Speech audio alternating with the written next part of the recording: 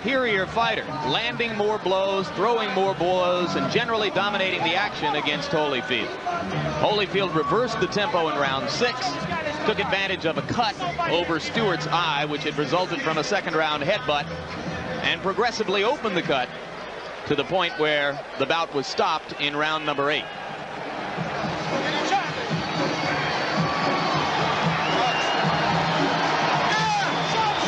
And there you hear a roar, which means that here comes Mike Tyson. It's a tribute to Tyson, incidentally, that despite what happened in Tokyo, he has filled this building with about 16,000 people. Aren't many fighters out there who can do that. Certainly no non-champions. Indeed, Mike will tell you in no uncertain terms that he's still the main man in the heavyweight division where ticket sales are concerned. He suggests that neither Holyfield nor Foreman, and certainly not Razor Ruddock, could ever dream of selling as many tickets or as many pay-per-view subscriptions for a fight as can he. Well, he's Mike likely Tyson. to be proven wrong on that when Holyfield does fight Foreman. But suffice to say, he is still a major attraction. Ringside seats here, incidentally, are just $400, a fraction of what they've been in the past for him. There are some consequences to losing. Tyson's last fight, 2 minutes and 47 seconds against Henry Tillman, the man who had beaten him twice back in the amateur ranks. In that mob surrounding Mike are all 3 of the trainers now enlisted in Team Tyson: Aaron Snowell, Richie Giacchetti, whom you'll remember from his long tour of duty with Larry Holmes, and Jay Bright. The 3 of them nestled just behind the fighter as they make their way toward the ring. Looks like a T formation with a flanker, Jim. That's right. Mike's playing quarterback. Aaron and Richie are the halfbacks, and Jay Bright is dropping back as a fullback into a sort of short punt formation at this point. Now Mike will emerge into the ring where most of the crowd will get its first look at it.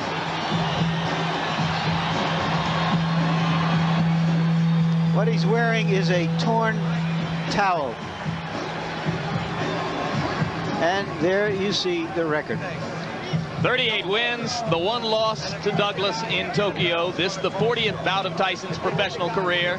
His knockout percentage with 34 KOs is high, but not the highest in the history of the sport. And there goes Angela.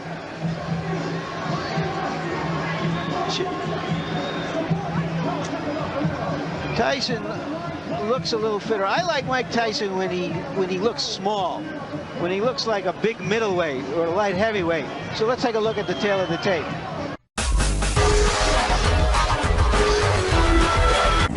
Mike Taison.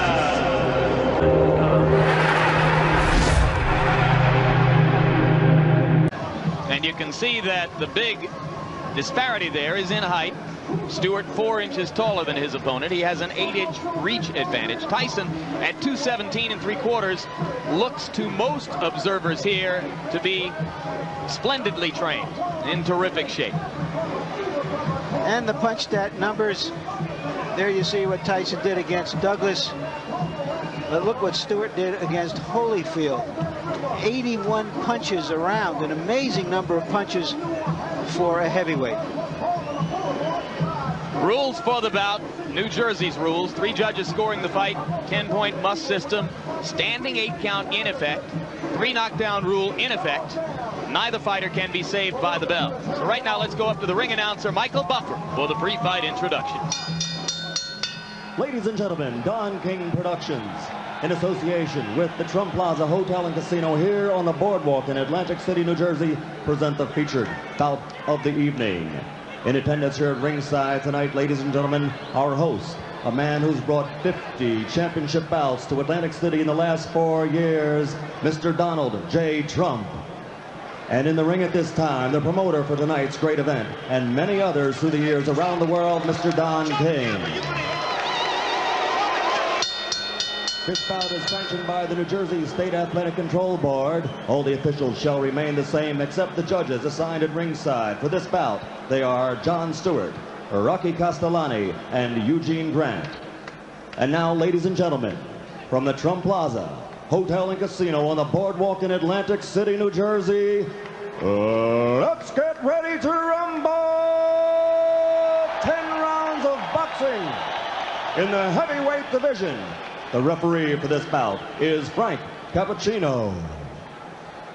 Introducing first, fighting out of the blue corner, wearing the black trunks with gold trim.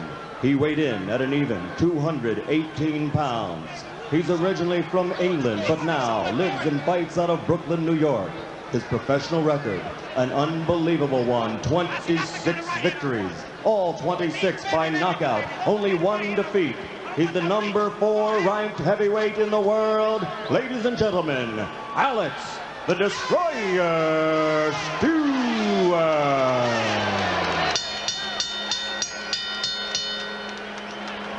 And fighting out of the red corner, wearing the solid black trunks, weighing 217 3/4 pounds, from Catskill, New York. Also an unbelievable record, 38 victories, 34 by KO, only 1 defeat. He's the #1 ranked heavyweight in the world. Ladies and gentlemen, the former heavyweight champion of the world, Iron Mike Taison.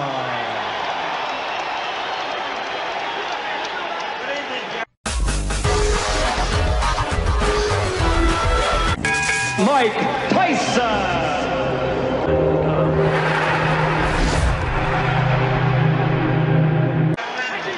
You're both given your instructions by the New Jersey Control Board. Protect yourself at all times. Both your touch gloves. Come on, come on.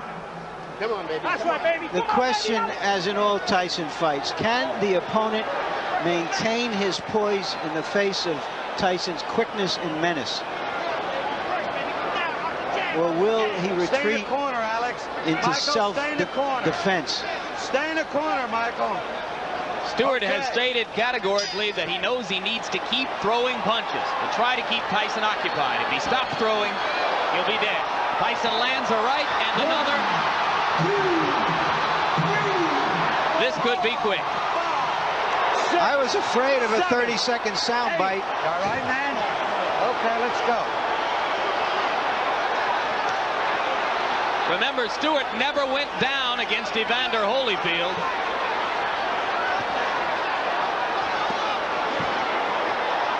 A shot to the body, another solid right hand. Stewart begins to throw as a means of trying to defend himself.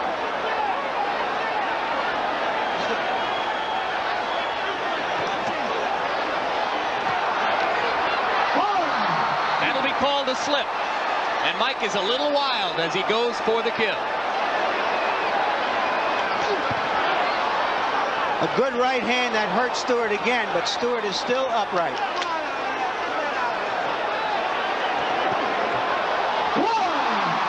That was a flush right hand.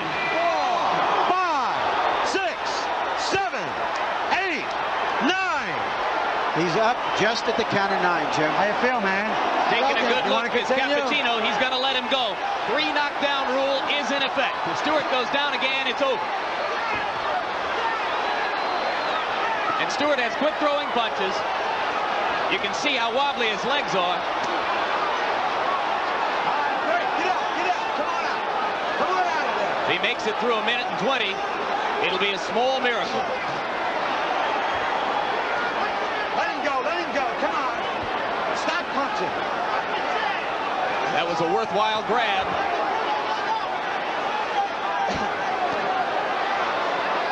Tyson missed with a left that would have done it. He's very calculating now, Tyson. 2 more right hands land. All right, Alex, let him out, Alex. Stewart must land something, or else it's just a question of a few seconds. That'll do it. 2, 3, 4, 5, 6, 7. They're forgetting that the 3 knockdown rule is in effect. This fight is over.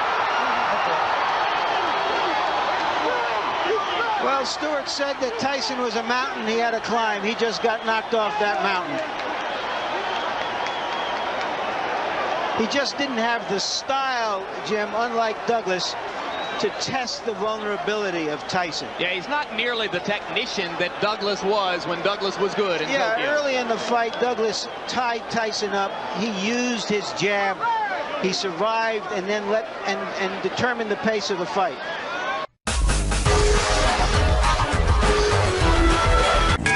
Mike Tyson.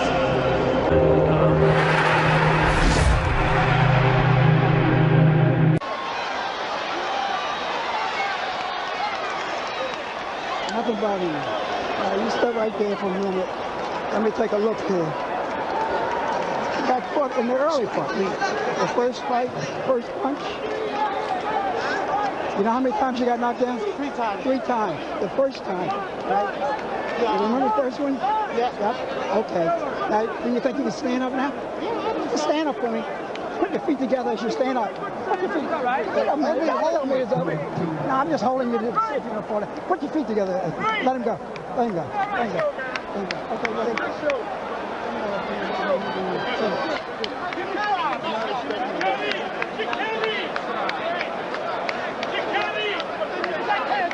And here's the first of the 3 knockdowns. You look at Tyson moving in with controlled fury, and the right hand puts Stewart down. Stewart was able to get up at the count of 5. Now we'll take a look. Is this the first knockdown again? Yes, it is. Another angle. The winner. The right hand to the top of the head was the one that put Alex down. That knockdown occurred within the first 10 seconds of the round.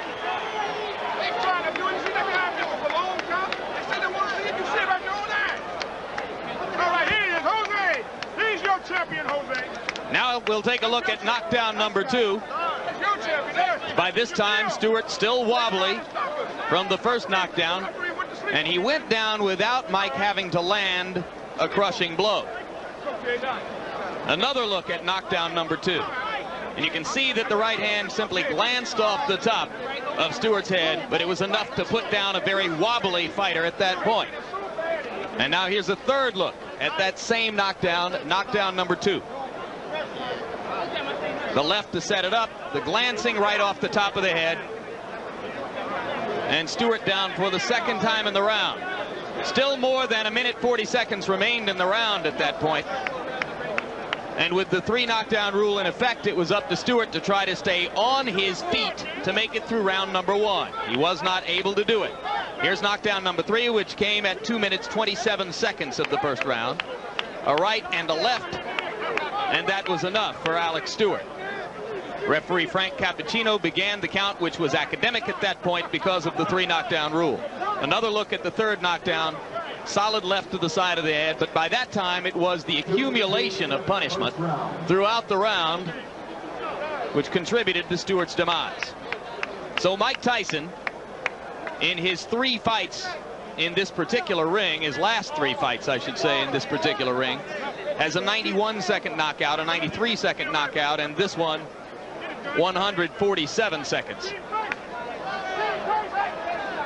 3 first-down knockouts in his last 3 appearances here in Atlantic City for Tyson.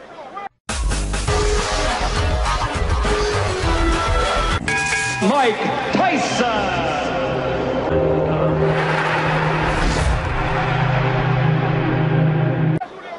Punch stat statistics for the 1 round in the fight. Tyson threw 46 and landed 21. Stewart given credit for having landed 4 punches. He stopped punching somewhere early in the 2nd minute of the round and simply tried to survive from that point on with the by now obvious result. So this crowd remains on its feet. Almost everyone still here in the arena as they await the official announcement. And we wait to see if well, they've gotten the official announcement. I was looking at replays, and I'm told now that the official announcement has already been made by Michael Buffer. And we wait now to see if we'll get a chance to talk with Mike Tyson about this, the 39th victory of his professional career.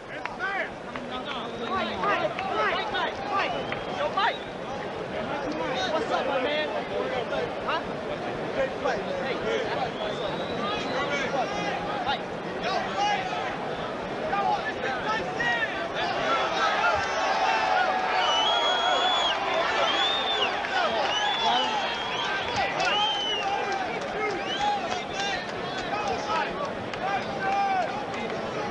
Ladies and gentlemen, you'll be back. Mike Tyson, 2:27 of the first round. And here comes Mike Tyson to join us now at ringside. Congratulations on victory number 39. You came out with fury, to say the least. Knocked him down in the first 10 seconds of the round. If I can get you to turn toward the camera a little bit, Mike, how important was it to you to score a first-round knockout tonight? Well, I mean, I knew he was a dangerous fighter once he got warmed up. And my objective, I was in great shape. He used to go in there and put the pressure on him for 10 rounds. I knew I had to break him eventually. You appear to be in sensational condition. Do you feel considerably differently now than was the case 10 months ago in Tokyo? Absolutely, because my mind is more prepared. You know, I mean, that's what basically the whole standpoint came down to, is being prepared mentally. How does your situation compare now to what most people would regard as the peak of your career when you knocked Spinks out here in 91 seconds? Well, you know, I mean, I didn't feel like it was a sensational night tonight, because there's things that I know that I did that was mistakes. So, you know what I mean? A good fight, and I'm in good shape. And I just like to thank all my fans on HBO that's been supporting me. But I just like to say this is my last fight on HBO. It's because HBO, they think that you'd rather see Holyfield than me. Thank you for supporting me. I love you all. Bye. Mike, one final question. How important at this moment is the coming arbitration with regard to the WBC championship and the possible WBC title fight with Ruddock? Well, it really don't matter as long as I can fight for the title. I love to fight Ruddock. I want to show everybody he's not the baddest man in the world they once said he is. Would you rather fight the winner of Foreman Holyfield? Excuse me? Would you rather fight the winner of Foreman Holyfield? I would fight anyone, you know what I mean? But I'm fighting for the moment. It looks like Ruddock might be in the wings, and I'm looking forward to fighting Ruddock. Can you elaborate on why you feel you've been treated unfairly by this network, which will state that it has 2 offers on the table for you for long-term deals? I have no comment. I don't want to talk about the company know what they did. And I'd like to say hello to all my troops again that's been supporting me. I'm out of here. We've enjoyed covering you. Thank you very much.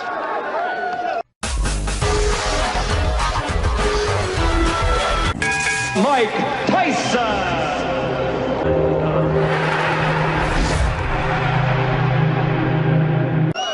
We don't negotiate on the air. Our chief executive, Seth Abraham, will have plenty to say in the future about the potential for another Mike Tyson deal at HBO. It has been our hope for the past year that we could complete one more deal to give a long-term contract to Mike Tyson and to continue to cover his fights here on HBO.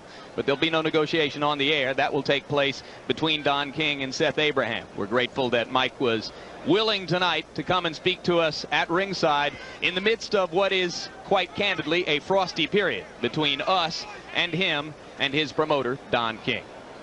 So Mike Tyson has the 39th victory of his career, the 19th